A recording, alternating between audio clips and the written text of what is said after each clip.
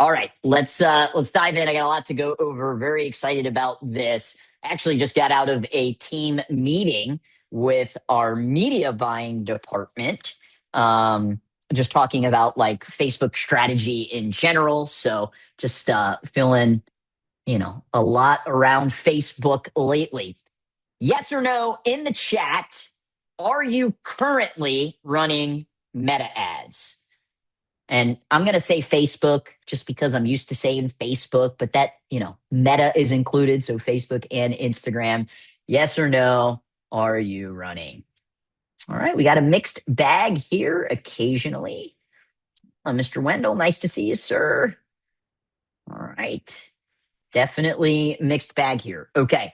For those of you that have ran, so I know I said like right now, but for those of you that have been consistently running ads, how long have you been running ads? Like you could either put the number of years or, hey, I started running ads in 2017 or 2020 because of COVID. That was my first experience.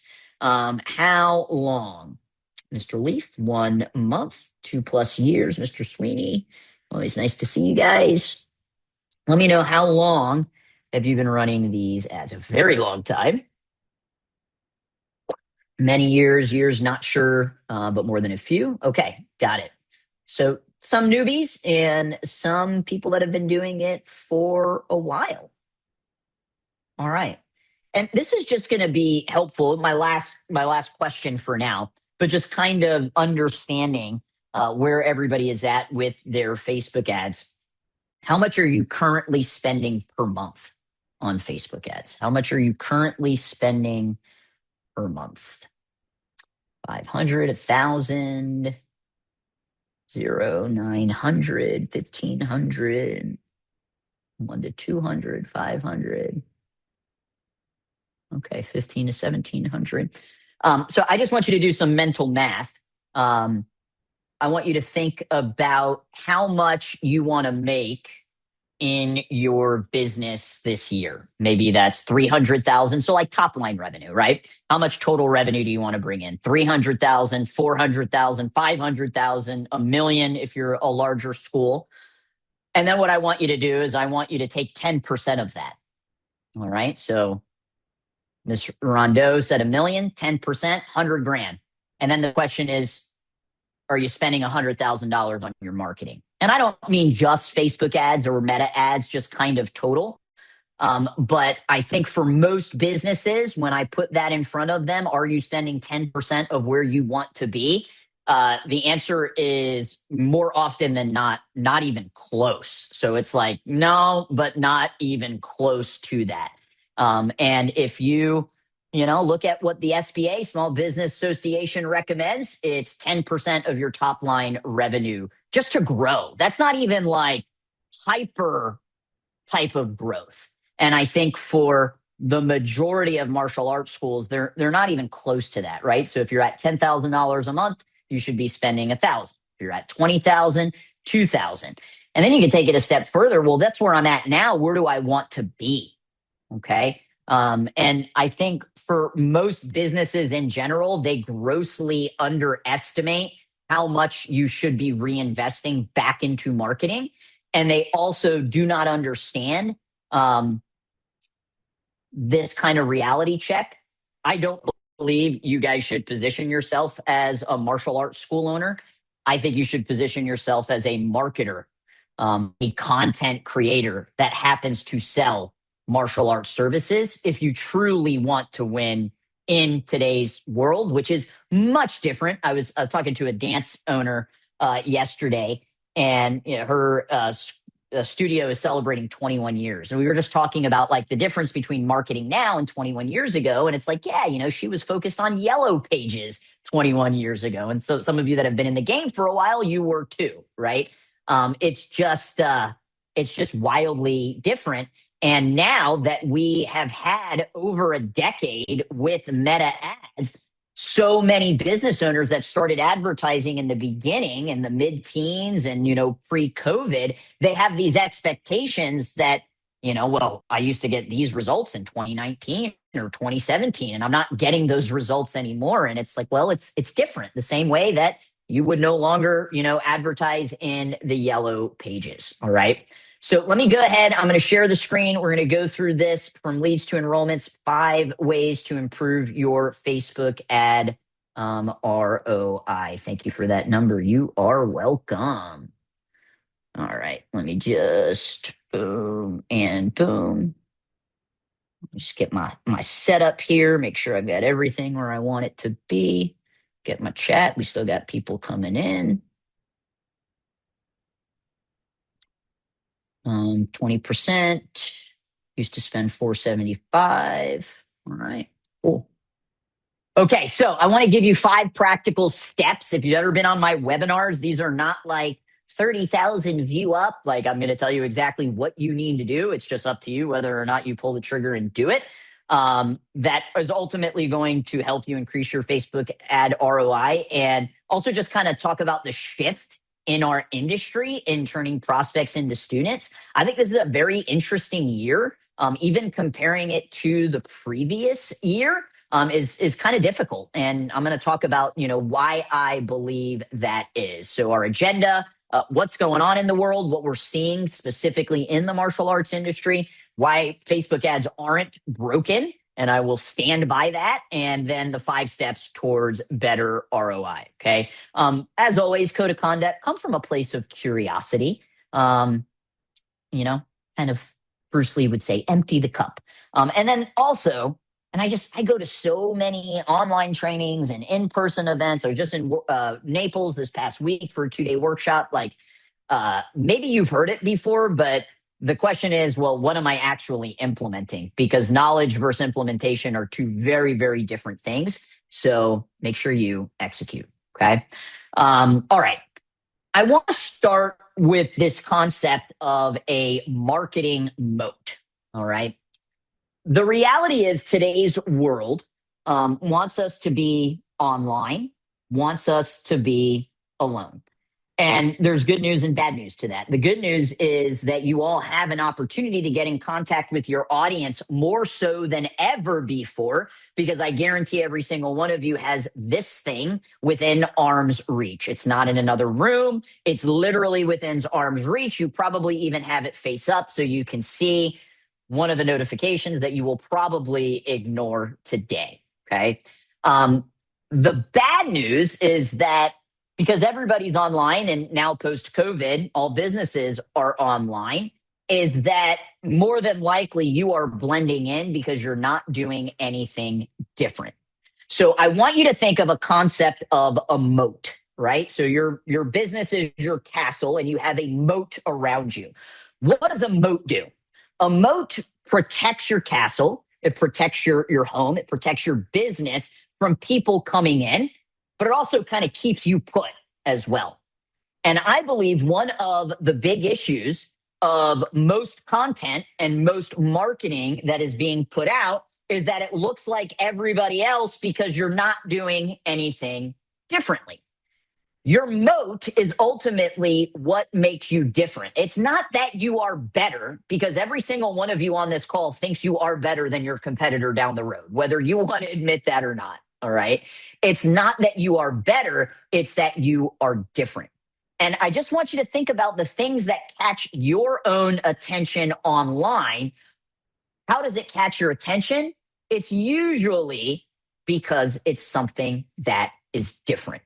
And I just want you to be honest with yourself right now. Think about the pictures that you take, the videos that you put online, the emails that you write. How are they truly different than what everybody else is doing? And for some of you, maybe you do have a very specific moat. I know we got Jen Clanton on here. Like, her moat is female jujitsu. Like, that is, her, and you can call a moat, your unique selling proposition. But most schools do not have a moat. And you saying that you offer confidence or discipline or weight loss or all of those things, it's not a moat because everybody else says it, so it's not different. Okay. This concept of moat marketing is what I think is ultimately going to help you. This concept of building a moat is ultimately going to help you have better marketing. And when you have better marketing, okay, you get lower cost per leads, per booked appointments. You have a lower CAC, which is your cost of acquisition, which makes your margins better. So a strong moat means better marketing, which ultimately means better margins. And I think we'd all agree that we would like to have better margins. Okay.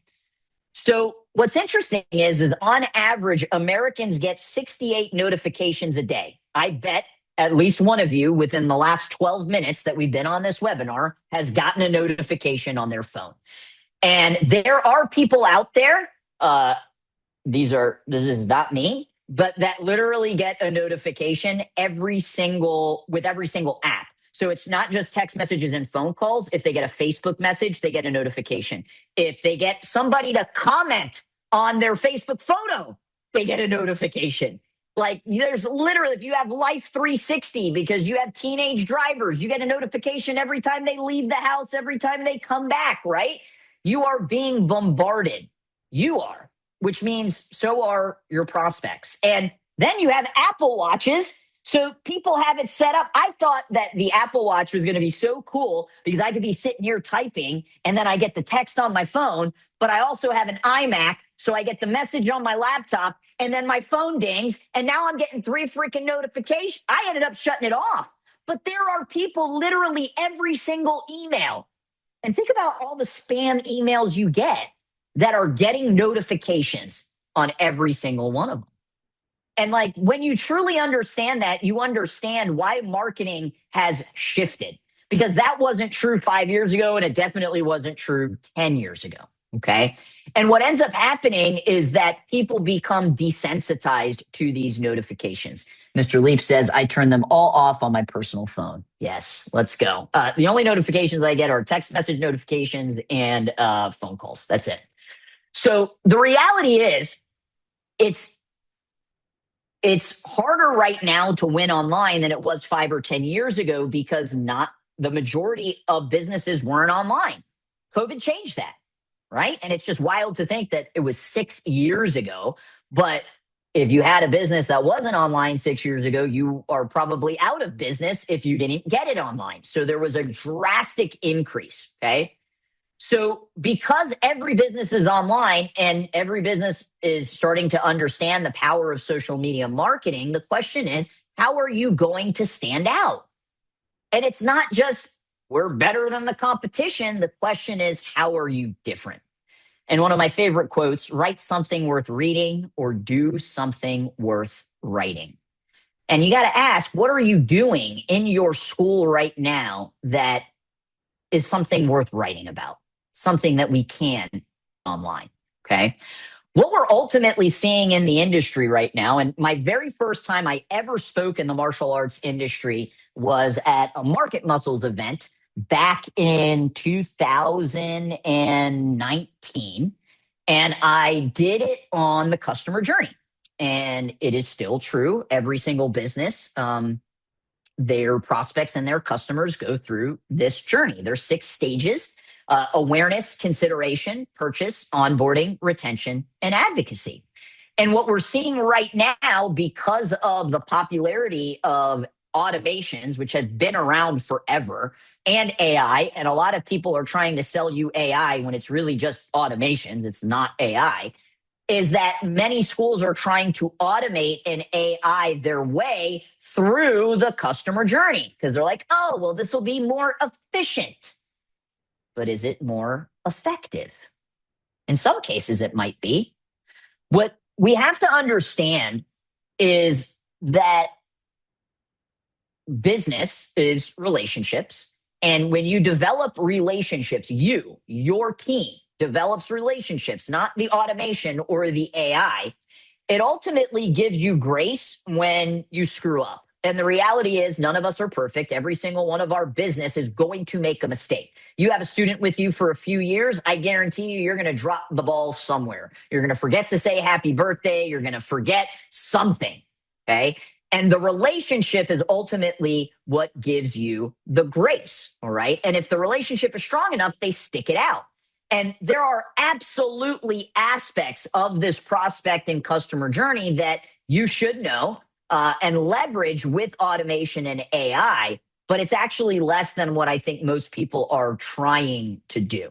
Okay. You should not be trying to AI and automate your entire business because the reality is we are not in a transactional industry. Okay. We are in a relational industry. And that is so important to understand. Okay.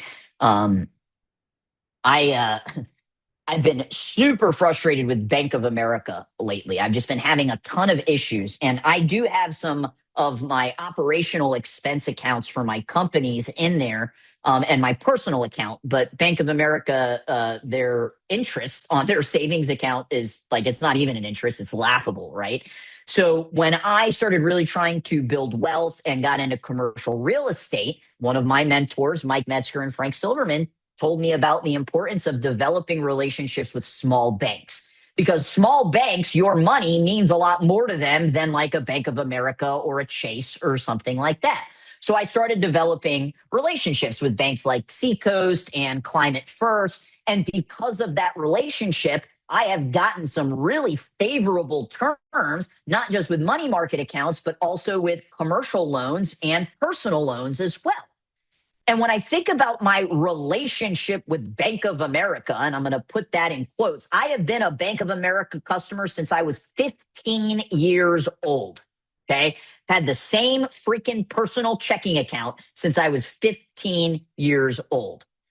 Do you think I think of Bank of America as a relationship or just as a transaction? I'm a transaction to them. But when I think of, my actual relationship with a bank like Seacoast and Climate First, where I have their personal cell phone number that I can reach out to, and I think of all of the things that Bank of America tries to automate, right? How many times, like, we're in America. Why do I have to say one for English when I'm calling Bank of America? And then I've got to go through 5 different options just to say that I want to speak to a person. I don't think you want your martial arts school feeling transactional in that way. So you've got to be careful about how much you are trying to automate and leverage AI because we're not in a transactional industry. Okay. So we're going to kind of shift here. And I just kind of wanted to talk about like what we're seeing in the industry. And what I want to shift to now are these 5 steps to really help you just increase your ROI. All right. And the first one, and I touched on this a little bit with the moat marketing, is just marketing yourself differently. So we work with about 600 active martial arts schools in the United States. Over the last 7 years, if you add them all up, it's over 2,000. And I've also acquired 2 major competitors. So I've gone through the process of acquiring martial arts marketing agencies. So not only do I have our own data from GrowPro, I also have the data from these 2 other companies as well. And what I can concretely tell you is that the majority of school owners, and this may be you, and I'm sorry if it hurts your feelings, but I believe clarity is kindness, is that the majority of martial arts school owners and just business owners in general are not willing to put in the time, energy, and effort that it takes to win online in the world today. They're just not, because I see the content that gets sent to us and I see the, effort that gets put into that content. And about 10 years ago, you could get away. I mean, even like pre-COVID, you could get away with a handful of pictures and some very basic ads. And in some case, you could run ads for a year. I'll never forget one of our very first clients, Renard Beatty. He has a school in Atlanta, and obviously Atlanta, very dense market, hundreds of thousands of people. And his ads were bringing in like $2, $4, $6 cost per lead. And we were using these pictures of his students on the mat, and he has these like very bright red mats. So it really like kind of popped in the timeline. And he was like, do you think it's time that we change up the ad? Should we change the offer? Should we use something different? And we had been running like these particular ads for about 6 months. And I was like, well, this is your cost per lead. Are they booking appointments? Are they coming in? And he was averaging 20 new students a month on a $500 ad spend, which is insane. Okay. And I was like, well, the kind of numbers tell you that you don't need to change it up. But the reality is that doesn't happen anymore, especially with the algorithm updates such as the Andromeda update that happened last year.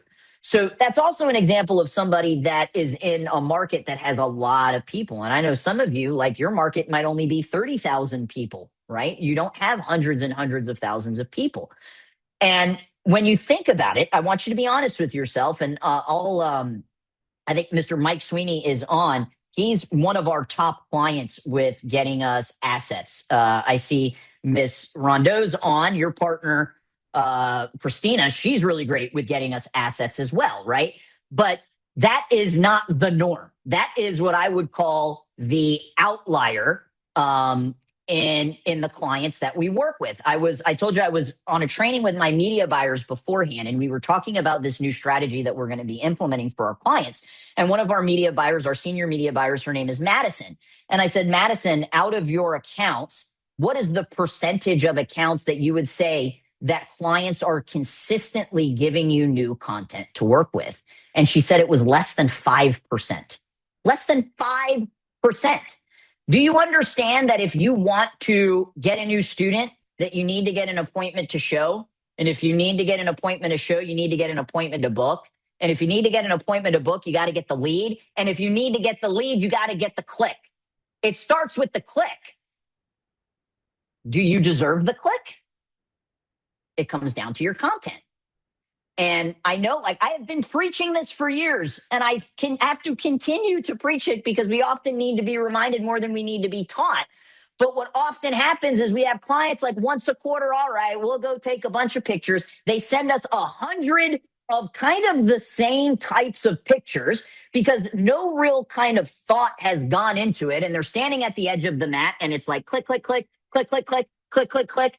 And they drop 100 pictures in a Google Drive folder that maybe we could use 5 of. And they say, oh, I gave them the content. They have what they need.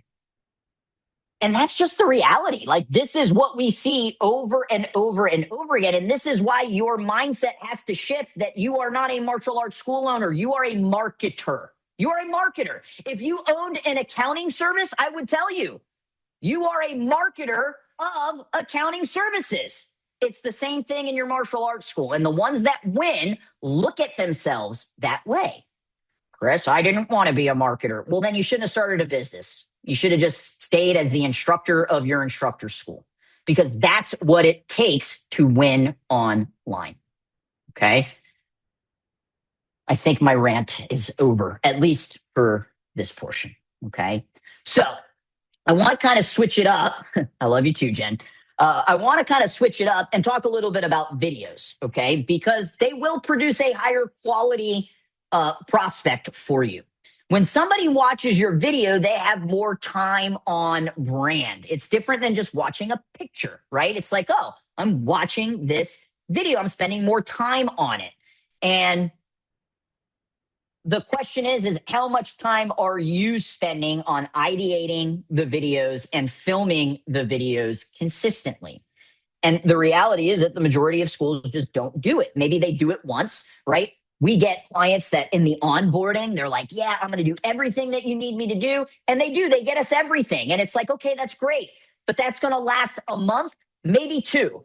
And you're going to have to do it again, right? It's like your own martial arts skills. They will go away if you do not continue to train. It's the same thing with the assets and the content of your marketing, okay? I want you to think of like people that you follow online, whether you have a fitness kickboxing school and it's like people that, you know, maybe have a bunch of locations, or you have a jiu-jitsu school.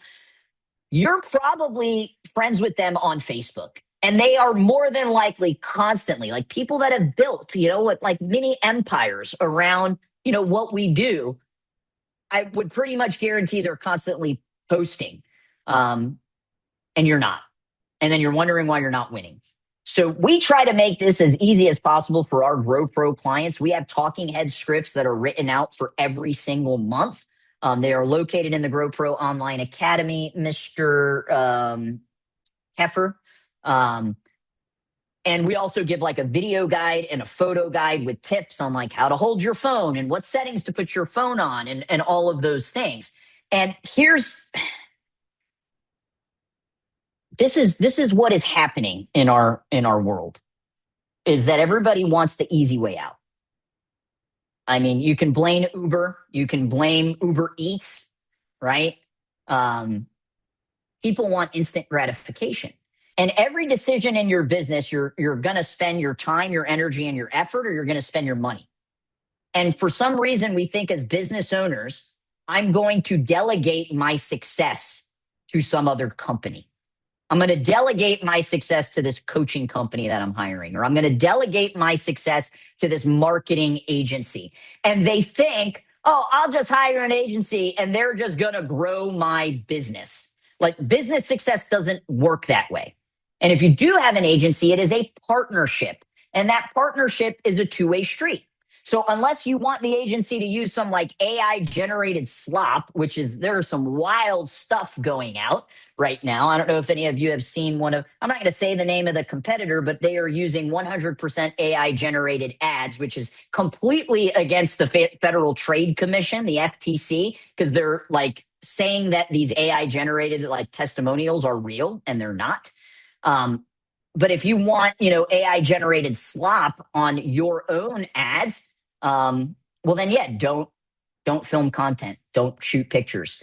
And if you don't want to do it, well then empower somebody else on your team to do it. So this is your tactical step. And I think some of you are okay at number 2, but you're not spending enough effort on number 1. And this is a concept that I learned from one of my coaches, Dan Martell. So I've been in his coaching group for many years. And he used to brag about how he would spend like one day every quarter doing all of his content.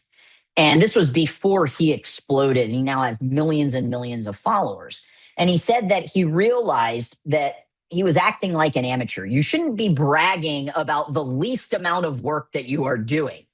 And what I think is, some of you are good at number 2, where you're like, okay, on the calendar once a month, we're going to have like our picture taking day and our video a day. But what we're not good at is number 1, which is actually spending time, energy, and effort on creating the topics and the scripts that are aligned with our brand. And you should actually be spending more time on number 1 than you do on number 2, unless you're just getting started with filming and it takes longer for you to get through a shoot. Chris, I didn't open up my school because I wanted to generate content. Well, then you should have opened your school in the 70s, 80s, and 90s. Sorry. Because back then it was just, word of mouth, yellow pages, and maybe some drop boxes in the local dentist or doctor's office. Okay. So the recommendation is not just having a content block for filming. The recommendation is also having a content block for creating your topics and your scripts. And this isn't just for paid ads. This is also with your organic marketing as well. Okay. Would you equate a reel of photos to a video, or do you think they affect people differently? I think that everybody consumes content slightly differently, but if you look at what the platforms are prioritizing, basically every 2 posts, what do you see? You see suggested reels from different people that maybe some you know and some you don't. And that is just what, these platforms are prioritizing. So, videos have a tendency to perform better. But honestly, me personally, I can't stand like audio messages. If you send me an audio message, FYI, I will not listen to it, because 1, I think it's rude. It's easier for the person sending, but it's not easy for the person receiving, because I don't know what's going to come out of your mouth. So now I got to go get my headphones to be able to listen, right? So like, me personally, I don't like consuming that type of content. I would prefer to read versus a video, but that's not how everybody is, which is why you need to have creative diversity. It shouldn't just be, I'm only going to do reels. Okay. A couple of months ago, I don't remember, it was a masterclass or a webinar, but I talked about this kind of concept of yapping. Yes, it is spelled YAPPING. It's becoming more and more kind of popular, where you're seeing, over the last few years, you'd see these kind of highly edited videos, right? So kind of talking head, maybe it looks like they're in a podcast and they're being interviewed, and you've got lots of captions and B-roll and things like that. And it's what we're actually finding is that these kind of yapping videos, which is literally just you talking to the camera and just having captions, so no additional editing, are actually performing a lot better than highly edited videos. Why is that? Well, because it's marketing that doesn't feel like marketing. Okay, write that down. Marketing that doesn't feel like marketing. People don't want to feel like they are constantly being sold. All right. So this is your tactical step. You need to get a time block on for the creation, the curation, and then a time block on for filming. This is just the reality of owning a business if you want to win online in 2026. Okay. Success leaves clues. This is what people are doing that are seeing great success with online marketing. Okay. So number two, and we've all heard this, fortune is in the follow-up. Chris, I follow up with my leads. Yeah. How many times? How often? What time? Is it different time blocks during the day? Is it calls? Is it texts? Is it emails? In order to turn that lead to an appointment to a show, and a show to a close, that is where the follow-up comes. And once you kind of can position yourself with your moat marketing of what makes you different, it makes it easier to book the appointment because you are different. And I believe I have more data than anybody in the martial arts industry about lead follow-up, because 4 years ago, we launched an in-person concierge call center for our clients. And over the last 4 years, we have just taken the data and changed our cadence to better serve the clients. And what we're doing now, for those of you that are following up, that is working better than anything, is reaching out twice on day one, twice on day two, once on day three. So those first 3 days, there needs to be at least 5 outreaches. Okay. And we're doing that via phone call. Yes, there are automated text messages and emails that are going out as well. Why twice on day one, twice on day two, once on day three? It's because this is when people are the most excited, because it's the kind of the recency effect of when they opted in. But also, maybe the first time you called, they were at work or they were at a doctor's appointment. You have to call multiple times each day. Okay. Now, the reality is, and there are plenty of studies out there around lead follow-up. Hopefully you've heard, like, you've got to follow up, in under 5 minutes. And man, if you could be even faster than that, it's great. But I know not all of us can do that 24/7, or do I think you should, right? You should not be working 24/7. Your employees should not be working 24/7. So then people just say, okay, well, I'm just going to let the automations handle it. All right. And automations, guys, have been around for years. It's nothing new. Now you can have the AI handle it, right? You can have AI answering inbound phone calls when people call. But I am still a strong believer that if you can have a human being do the follow-up, you should. Okay. If a human being cannot do the follow-up, yes, you can leverage AI and automations, but the second that the human being is back on the schedule, they need to be reaching out. Okay.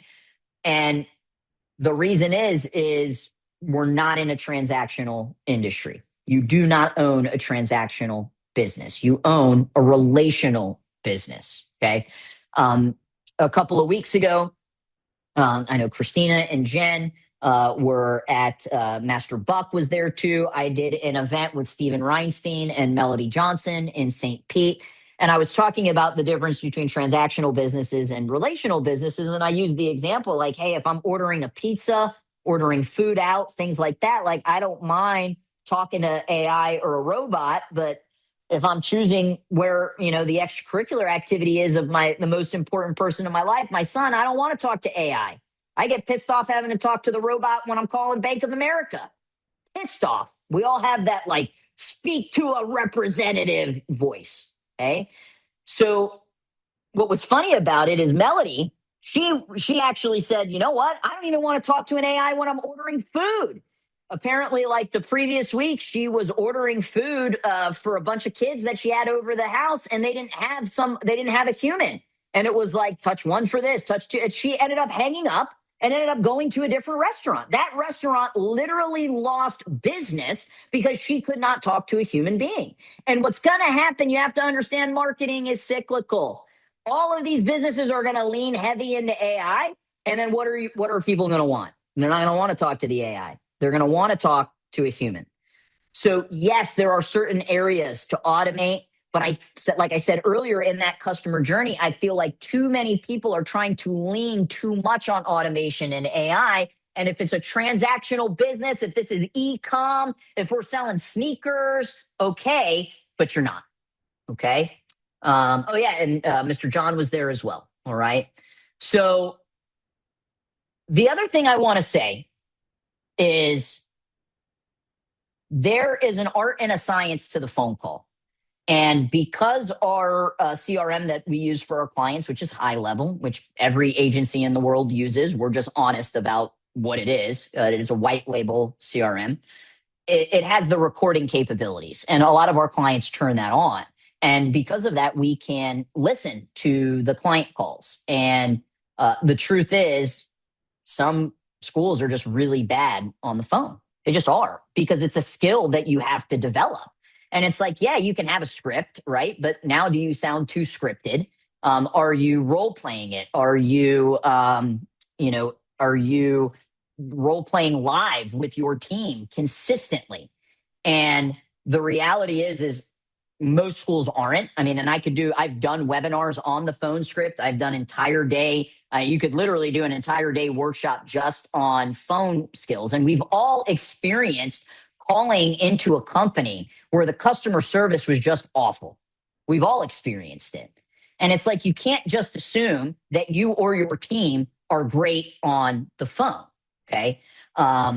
If you need a phone script, I will send you ours. Just shoot me an email. There's my email, midgettwister@gmail.com. And just say, hey, can you send me the phone script? GrowPro clients, you guys get this. It's in the GrowPro Online Academy. But it is a skill that you have to develop. There are just so many skills you have to develop. And again, like, that's just part of being an entrepreneur. I've always said, like, I am a skill collector. And what's great about collecting those skills, it's stuff that nobody can ever take away from you. All right. Mr. Roman, question? Nope. Okay. You have your virtual hand up. So I will lower your virtual hand for you if you would. I don't know yeah, I can. There you go. I'll lower your hand. If you do have a question though, just let me know. Okay. All right. So I think, one of the things is, you might say, all right, yeah, Chris, I know I should do role playing and stuff like that. And I just don't have time to do it.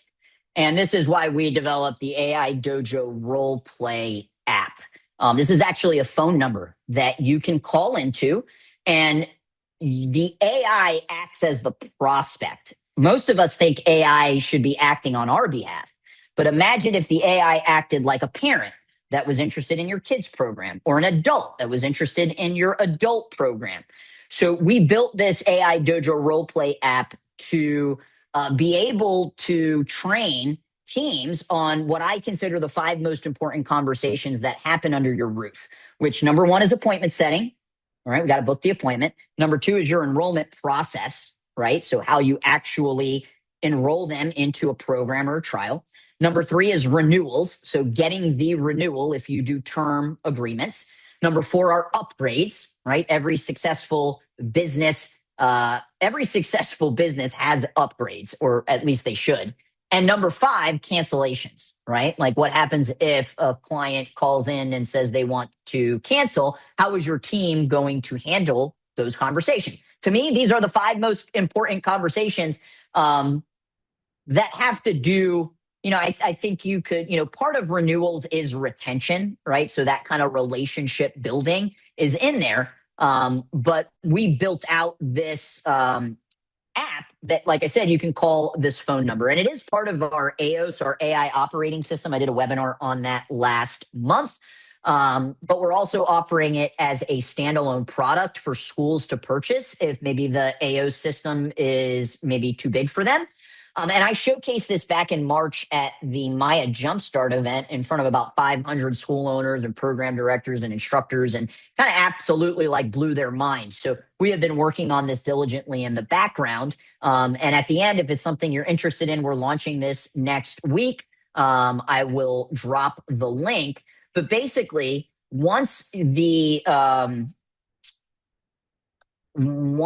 just drop this down here and I will pull it up just so you can see it.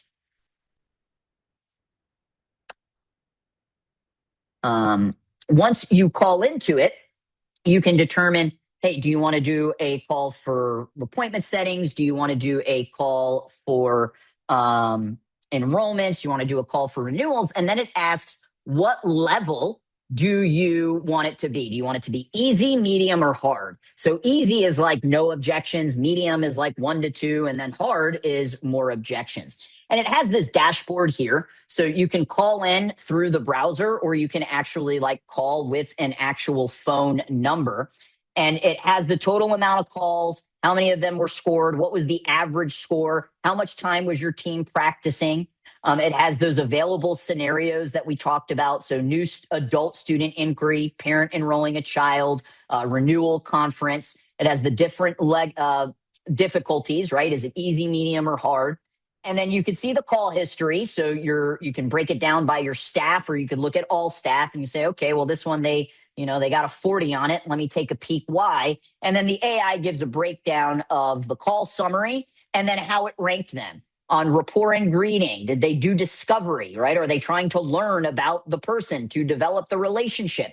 Did they position the school? Did they overcome objections? Did they set the appointment?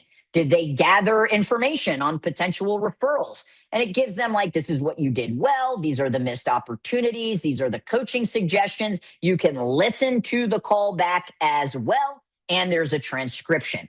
And then we gamified it. So if you do have a team, you can kind of pit them against each other to see what is the average score, what is the best score, who's been utilizing this the most.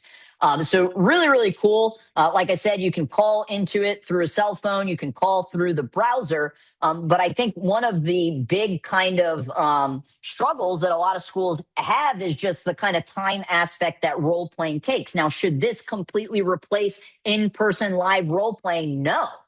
But this is an additional tool that your team can leverage to get better on the phone. So we are... I'll drop a link later if you're interested. We're launching this next week for people that are just interested in the app and they don't want to go with the full AOS offering that we have. All right. But, kind of the TLDR around this is that most schools, whether it's the owner, whether it's the program director, they're not doing what I consider is the most important thing on the phone, which is not booking the appointment. And I think that might be a contrarian view. I think people, will say, no, the most important thing to do is book the appointment. And I call BS. The most important thing that you need to do is make a connection. It's building the relationship. We've all been on a phone call with a parent or an adult, and that call has lasted 10, 15, 20 minutes. And you just know by the end of the call that they're going to come in and they're going to sign up because you made that connection. And most people just simply need to do a better job at making the connection, which means you can't be in a rush. You can't be in a rush. And it's hard because you got a million items on your list to do. But I think this is where the majority of schools are dropping the ball and they're like, nobody's showing up for appointments. And then my question is, did you make the connection? Did you make that person feel like they were the most important use of your time when you were on the phone? Or are you just trying to gather their name, email, phone number, give them an appointment spot and say, yeah, we'll tell you about it when you come in, which is what most schools are doing. And that's why I think the importance of role play is so hard. Okay. You have to be curating the connection. And if you're dealing with a lot of no-shows, I pretty much would guarantee it's because we're not spending enough time on curating that connection. Okay. So the kind of tactical aspect of this as well is understanding different time blocks when you are following up with your leads. If you have program directors, they probably come in at around like 12 p.m., 1 p.m., 2 p.m. If you're the owner, that's maybe when you come in as well, right? Because you're there until 9 or 10 p.m. And you probably have a rhythm and a cadence of when you're doing your follow up. And it's probably right when you get in, right? Like when I opened my school, like I would get there, I'd turn I'd turn the school on, the lights, the air conditioning, get everything. And then what do? You check the voicemails, you check the text messages, you check the email, and then you follow up with the leads. But it's the only time that you're doing it.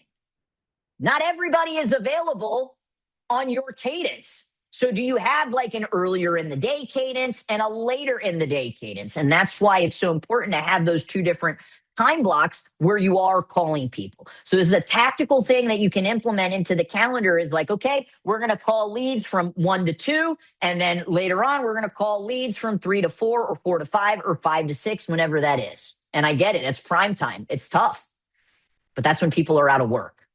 So you have to also mix up the time frames that you are calling. Okay. Obviously, we get a lot of people that prefer texting. I mean, if you listen to my voicemail, it says like, don't call me, text me.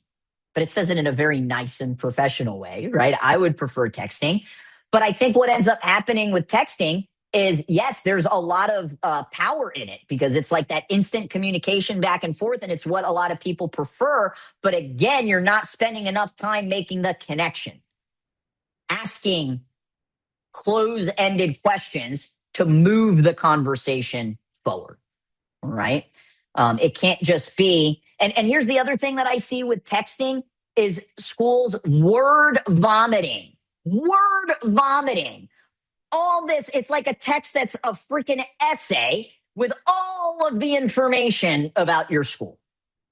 You got to be conversational. All right. So if you're doing these huge text blocks that have, everything about pricing and scheduling, and this is what's going to happen when you come in, and it doesn't feel conversational, you're not going to make that connection. All right.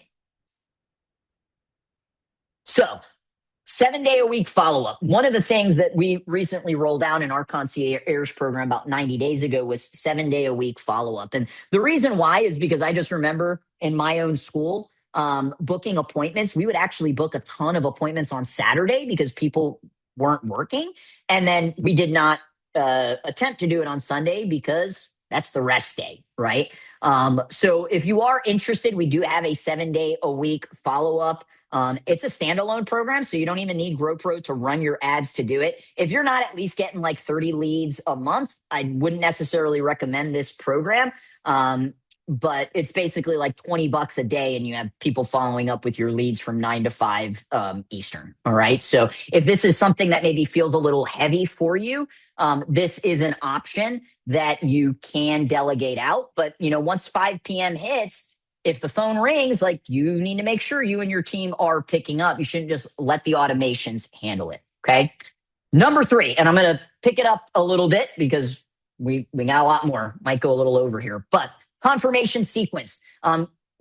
Once somebody books an appointment, yes, they should get text messages, emails, a confirmation call, and a custom video from the instructor. When you tell people this is what I'm going to do and then it happens, it builds trust. You need the know, like, and trust factor in order to get the sale. So when you're on the phone and you say, hey, I'm going to book this appointment, and you're going to get a text message with all of the information, and then that happens, it puts trust in the trust bucket. Right. So you need to have these. These can be automated, the text messages, the email, the confirmation call, obviously not.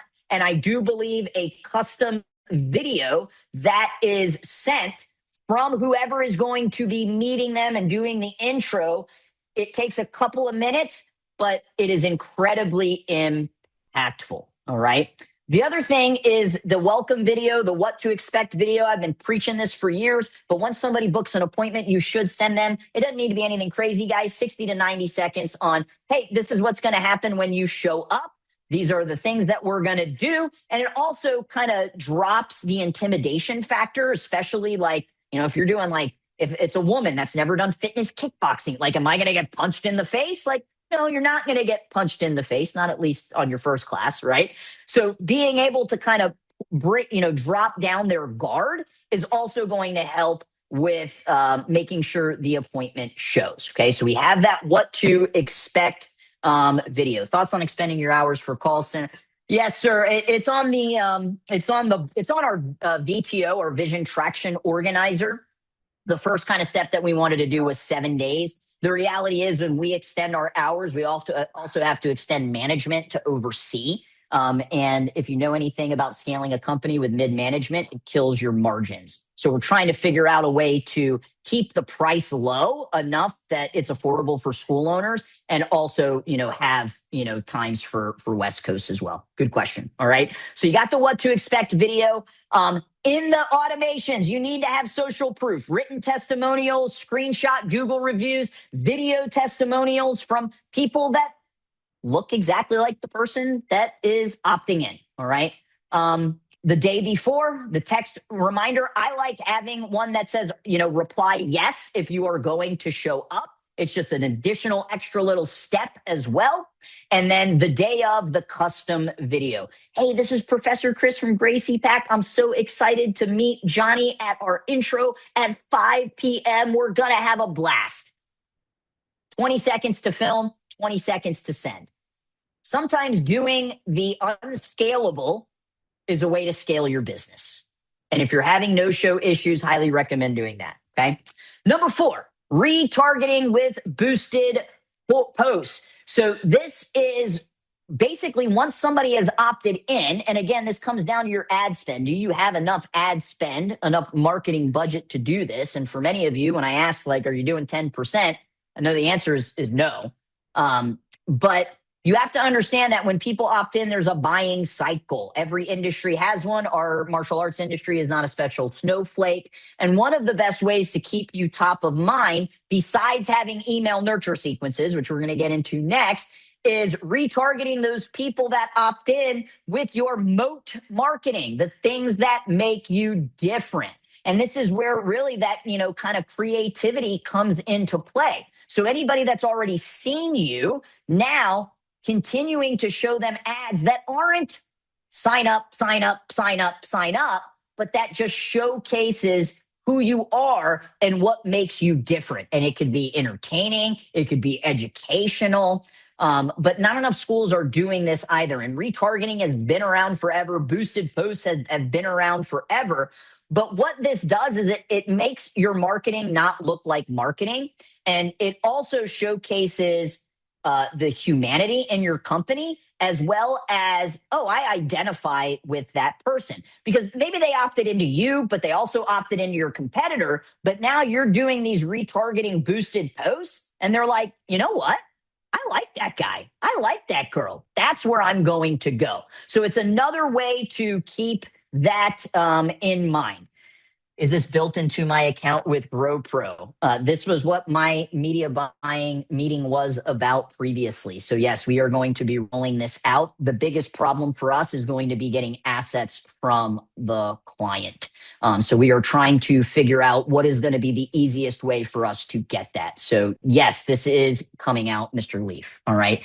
Is there a specific way to set up retargeting in Facebook Ads Manager? Yeah, I mean, you could do it just right through your Facebook business page with the boosted post, but you can also do it with awareness ads. If it's a video, you could do video ads, but I would just retarget anybody that has already opted in. So people that already know you. So it's not, kind of top of funnel. It's, kind of more like mid to bottom of funnel. What do I mean by retargeting? Have you ever been to a website? Let's say you wanted to buy a vacuum cleaner, and then all of a sudden you go online and now all you see is vacuum cleaners. That is an example of retargeting, right? So they had a pixel on their website. We do set that up for our clients, but in this particular case, it would be people that opted in, and you can create audiences inside of the Facebook Ads Manager by uploading the contact information of everybody that opted in. And you can actually have your CRM feed it. So it's happens live. So you don't have to upload it every single week. But there's, a little bit of technical aspect of that, but it's curating custom audiences inside of the Facebook Ads Manager. How does the system know who opted in? So I think I just explained that. Cool. All right. So This does require you to think a little bit outside of the box. And again, marketing that just doesn't look like marketing. And these just really shouldn't have like hard call to actions. They're just showcasing what makes you different and what your brand is. Okay. Last one is number 5, database reactivation.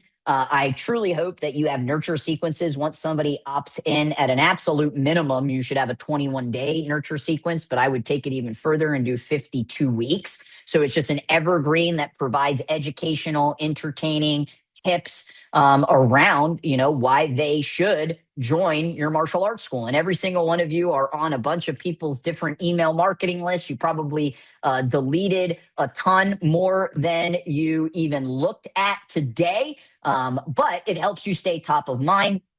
I look at this as really, just when they do make the decision to pull the trigger, they think of you first. All right.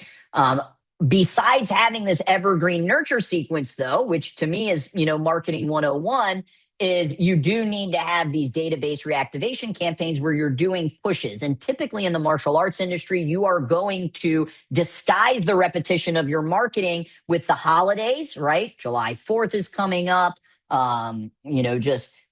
Summer is coming up, but also you disguise it by doing something worth reading or doing something worth writing about.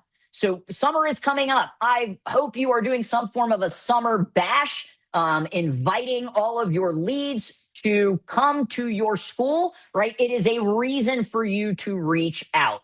And the best database reactivation campaigns do that.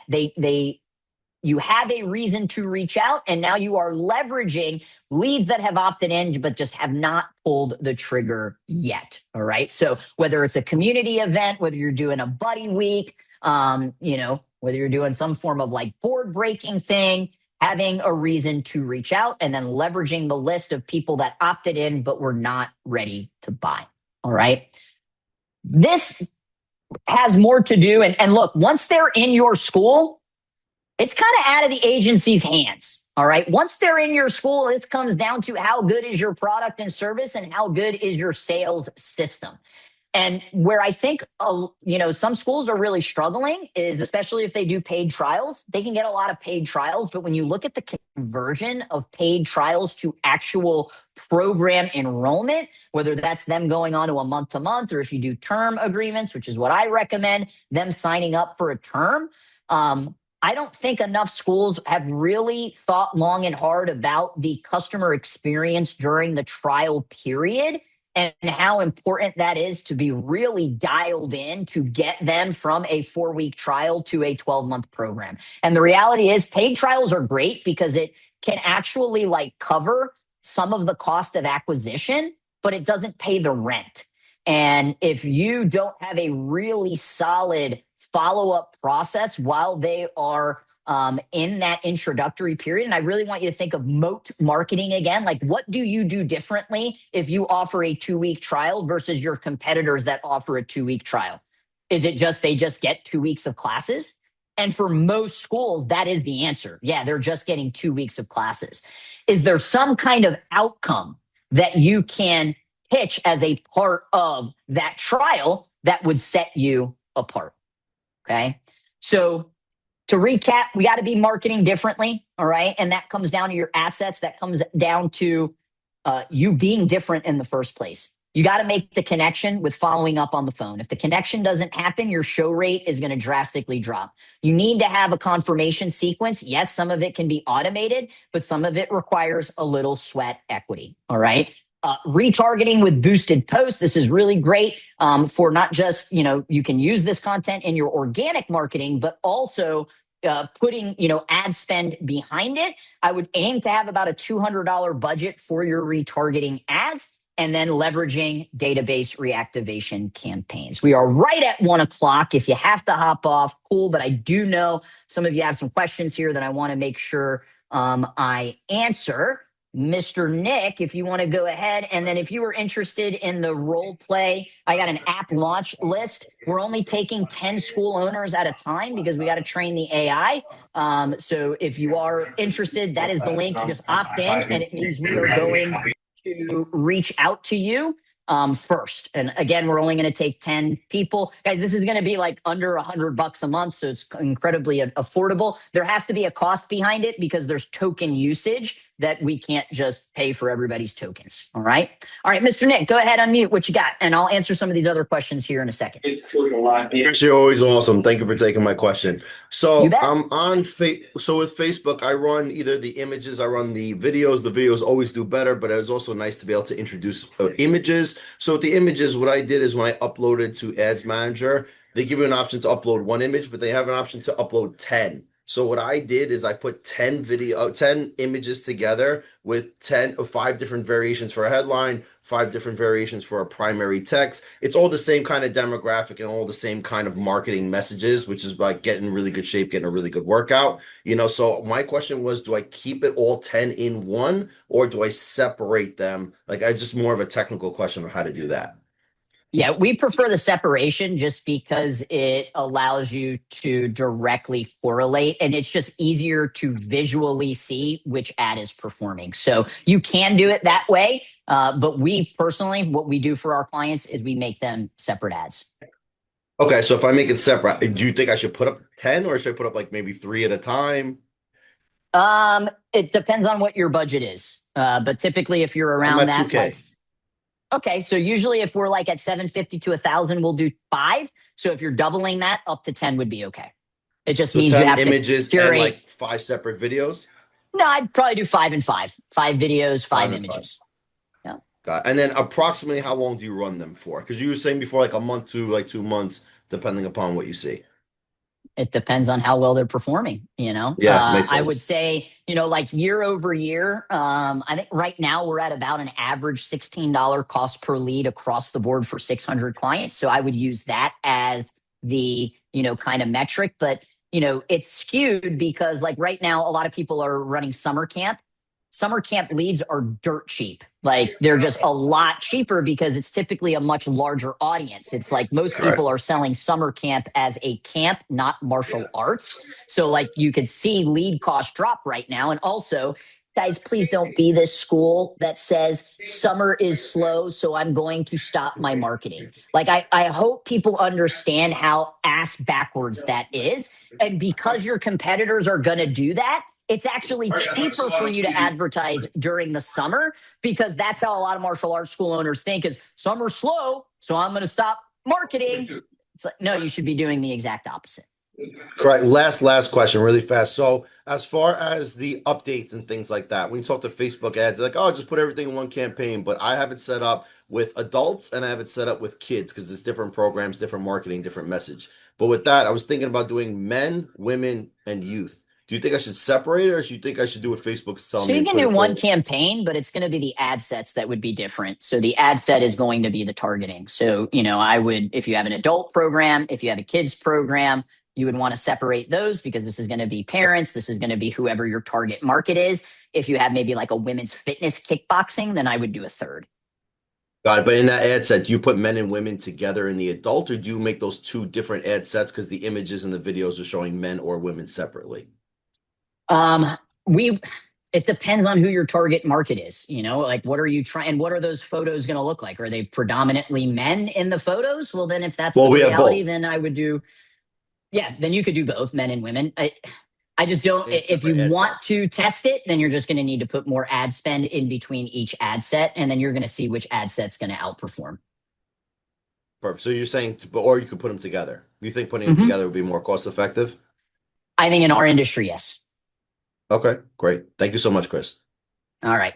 You are welcome. Can you give a brief explanation of what the Meta Andrometer update changed if this is too off topic? No, yeah, for sure. So basically, the Andromeda update needs more creatives. And it needs creative diversity. So that means you would want to have like an authentic picture of maybe an instructor, honestly, with just maybe like your students, the kids, right? But happy, smiling, not freaking kids in rear naked chokes and arm bars and, which is what we get, right? Or a kick to the head. Here's the other thing. Stop posting fancy stuff like your black belts doing jump spinning techniques in like a lead generation campaign for beginners because that's intimidating. The moms are going to see that and they're like, my kid can't do that. So if you are marketing to beginners, you need to show pictures of guess who? Beginners, right? So you would want to have those authentic pictures. You'd want pictures with like graphic text overlay with your offer. You'd want to have talking head videos. You'd want to have clips of just class, what's going on in the class. So maybe you're doing like a mitt drill. I'm not a big fan of doing sparring clips unless it's just like super cute little kids that are, like not slugging it out. It could be doing a form and stuff like that. But just clips of the classes and then like a carousel, right? So that's what the Andromeda needs: creative diversity. It can't just be, Nick said he's going to upload 20 different ads. They can't all look the same. There has to be diversity in what you are putting out. So that's what the Andromeda update is forcing people, is to have more content, which is why I kicked this entire thing off saying what? You are a marketer of martial arts services. You are not a martial arts school owner. So hopefully, Brian, that answers. Ken says, great info. You are welcome. Appreciate your opinion as whether you have Meta do their suggested audience versus your own audience creation. We've been doing about 5 miles within our location with some martial arts interested. Appreciate your advice for creating an audience. Yeah, I mean, Meta wants you to do everything with the AI. You need to let the results tell you what you're going to shift to. So we have certain accounts that work really, really well with broad targeting. But sometimes when you do broad targeting, you're going to get kind of lead quality issues, which is why it's imperative that you have SMS verification turned on, that you ask additional questions in the form. If you're doing lead generation forms, if you're sending them to a website, same thing, having that kind of a little bit of friction, because that's going to help to make sure that it is a, better quality lead. So I would start with the AI Advantage, but part of the issue with AI Advantage is if you read what it says, Facebook is going to serve this to more people to get you better results. But what are they considering a better result? They consider a lead a better result. You don't need a lead that's 20 miles away. You need a lead that's here. Okay. So I would start with the AI. And then if you're starting to see quality issues, then you can start tying into more of the audiences. So we have pivot options at GrowPro. So what that means is we launch with kind of option A. And then if we're getting feedback that it's not working, we then pivot to option B. And then we have option C. So you need to have backups, because there is not, as we work with 600 clients, it's not the same. Not every single client is running the same strategy. They're all running one of the strategies, but in some markets, strategy A beats strategy C and vice versa. Okay. Okay. I think I answered. Yeah. So no, you could do AI Advantage, but if you're starting to see that you're having lead quality issues, I would remove it and I would start doing more individual targeting. Okay. You also need to be careful about the martial arts interests, because not everybody instantly has that. You're going to be introducing people to the martial arts. So I prefer targeting more around the demographic of the people that you want to bring in. Okay. Cool. For the content that you post, is there a formula on what you share when, like personal versus business versus programs? So we're really going all in. Great question, Jen. We're really going all in with marketing that doesn't feel like marketing, because I just, that's what interests me. And I know that's what interests a lot of people. And like I said earlier, they don't want to be, just spammed. This also depends, Jen, like you want to build your personal brand, so you're more open to this. Not all school owners are going to be open to be like sharing personal stuff. But what I just want you to think of is like, what can I put out that my ideal audience will say, I identify with that person? And if they identify with you, they're going to identify with your business. And here's the reality: you shouldn't be trying to identify with everybody. You should not. You need to know who is your ICP, your ideal customer profile. And sometimes that means putting out content that turns non-ICP people away, which is what your marketing is supposed to do. You can't be everything to everybody, and you shouldn't try to. So, I would try to lean in on more of what makes you human, especially in this AI world, That's what people want. And for the love of God, do not try to AI avatar yourself. It is going to completely discredit you and take your authenticity away. If you look at these big names out there, like, the huge influencers, they aren't doing it because they know if they do that, their audience isn't going to trust them because they don't know, is that like a real person? Can I touch them? Or is this just, they were too lazy, so they just wanted to prompt it with AI?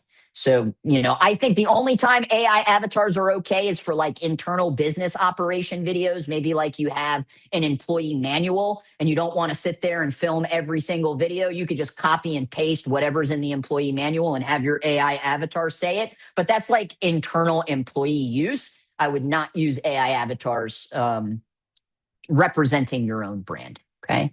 AI edits to real photos.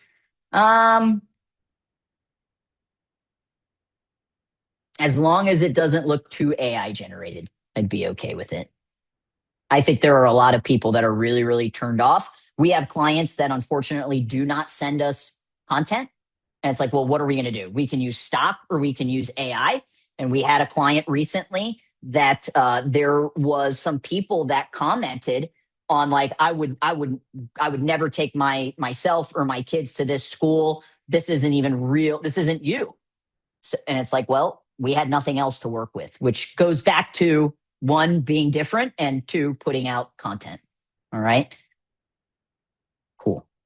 All right, guys. Well, I appreciate you hanging out and staying on a little long. Guys, if you need anything, I dropped my email earlier. I'll put it in there again, midgettwister@gmail.com. Thank you so much. Don't forget the AI roleplay bot coming out next week. And we also have the 7-day concierge.